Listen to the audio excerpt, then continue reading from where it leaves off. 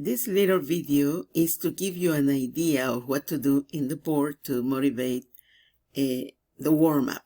Now, for example, you draw a circle, and I am doing this in Word, okay? You have an option that is draw. So you draw a ball, and then you ask students, what's this? They are going to say it's a ball. But you say, no, it isn't a ball. Then you draw this. And you say, what's this? And they say, a circle.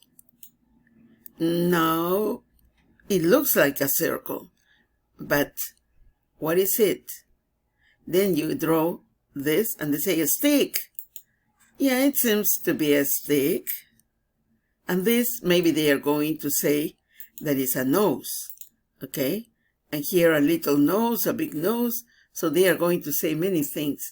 So then you do this. What's this? And they are going to say, maybe one ball inside another ball, or they are going to say an eye. Yeah, it could be an eye, but it's not exactly an eye. What's this? No, and you draw this. Let's see. And you say, what is it? And they say, an eye with a stick. So you see in the conversation, students are having fun and they are talking and trying to guess what you draw. And you continue adding things. And finally, you draw everything.